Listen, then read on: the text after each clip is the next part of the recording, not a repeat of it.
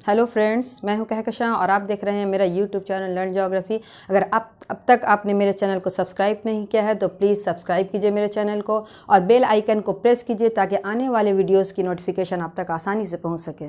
तो चलिए आज की क्लास शुरू करते हैं। आज हम लोग पढ़ने वाले हैं बेसिक क्लास के सीरीज़ में घास के मैदान यानी कि ग्रासलैंड्स ऑफ द वर्ल्ड। विश्व में कौन कौन से घास के मैदान पाए जाते हैं और ये घास के मैदान कितने प्रकार के होते हैं और इनके क्या क्या नाम हैं। साथ ही मैं इनके याद करने के आपको ट्रिक भी बताऊंगी ताकि आप इसे आसानी से याद कर सकें। नेट के अलावा जितने भी एग्जामिनेशंस होते हैं उन सब में ग्रासलैंड से क्वेश्चन ज़रूर पूछे जाते हैं। तो चलिए शुरू करते हैं। आज का टॉपिक है हमारा घास के मैदान यानी कि ग्रासलैंड्स। देखिए, ग्रासलैंड्स जो है वो दो टाइप के हैं। एक है उष्णकटिबंधीय घास के मैदान और दूसरा है शीतोष्णकटिबंधीय घास के मैदान। उष्णकटिबंधीय घास के मैदान वो घास के मैदान हैं जो कर्क रेखा और मकर रेखा के बीच में मिलते हैं, और जो घास के मैदान कर्क रेखा और मकर रेखा के उत्तर और दक्षिण की तरफ पाए जाते हैं उसे शीतोष्णकटिबंधीय घास के मैदान या शीतोष्ण घास के मैदान कहते हैं। तो आज की क्लास में हम लोग शीतोष्ण घास के मैदान पढ़ने वाले हैं। शीतोष्ण घास के मैदान में सबसे पहले हम लोग शुरू करते हैं। देखिए, ये मैंने जो वर्ल्ड का मैप बनाया है ये एक रफली स्केच है। पहले इसको समझ लेते हैं। उत्तर, ये जो यहाँ देख रहे हैं आप, ये है उत्तरी अमेरिका, ये है दक्षिणी अमेरिका, ये है यूरोप, एशिया, अफ्रीका और ये हमारा ऑस्ट्रेलिया, यहाँ न्यूजीलैंड। ठीक है। तो शीतोष्ण मैदान घास के मैदान में सबसे पहले हम लोग प्रेरी को समझेंगे।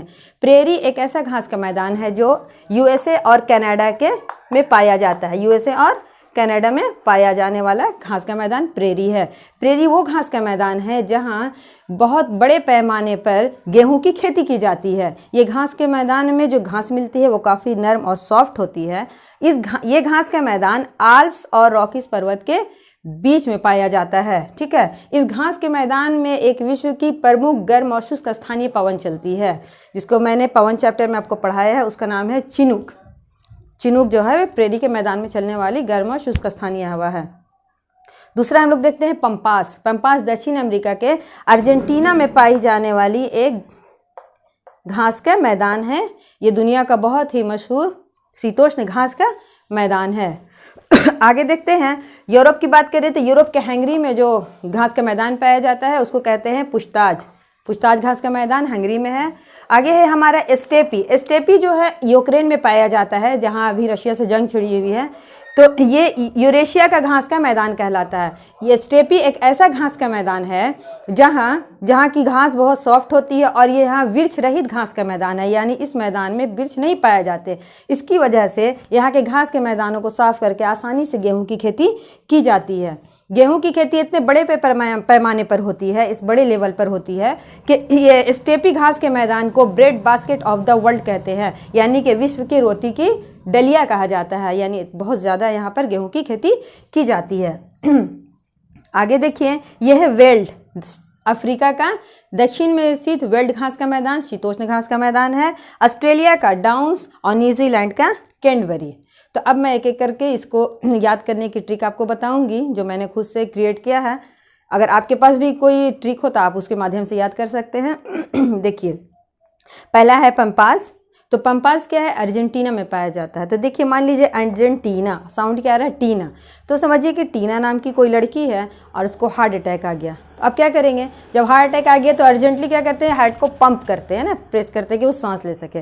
तो अर्जेंट में टीना को पंप किया गया, तो उसी से बना है पंपास। ये वर्ड याद आ जाएगा, अर्जेंटीना पंप, तो उससे बना है हमारा पंपास। आगे देखिए, हंगरी का पूछताछ। हंगरी क्या है? हिंदी में हंगरी का मतलब होता है भूख है, यानी वो हंगरी है, उसको भूख है। किस चीज़ की? खाने की नहीं भूख है, उसको ताज की भूख है। ये जो यूरोप में बसा है ना हंगरी, यूरोप को ताज की भूख है। वो चाहते हैं कि दुनिया का क्राउन बना रहे, है ना।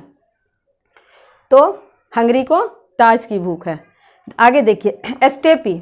स्टेपी किस चीज़ से लेते हैं? जब दो चीज़ को जोड़ना होता है तो क्या करते हैं हम लोग? टेप करते हैं, टेपिंग करके जोड़ देते हैं। तो टेपिंग से ये टेपी याद आया ना, टेपिंग से टेपी। तो किसको जोड़ना है? यूरोप और एशिया को। यूरोप और एशिया को हमने टेप कर दिया स्टेपी से। स्टेपी यूरोप और एशिया में पाया जाने वाला घास का मैदान है। ठीक है। नेक्स्ट देखिए, वेल्ड। वेल्ड से क्या साउंड आता है? बोल्ट के जैसा। वाह को अगर हम लोग बा कर दें तो क्या हो जाएगा? बोल्ड। तो बोल्ड क्या है? क्रिकेट में बोल्ड होता है ना, बोल्ड। तो बोल्ड। तो अफ्रीका के, साउथ अफ्रीका के, दक्षिण अफ्रीका के खिलाड़ी ऐसे हैं जो बोल्ड कर देते हैं, तो उससे हमने सीखा वेल्ड। बोल्ट की तरह है ना, अफ्रीकन खिलाड़ी बोल्ट करते हैं, वेल्ड के हैं। आगे आइए डॉन्स। डॉन्स क्या है? ऑस्ट्रेलिया एक ऐसा महाद्वीप है जो सब महाद्वीपों से अलग डाउन में है।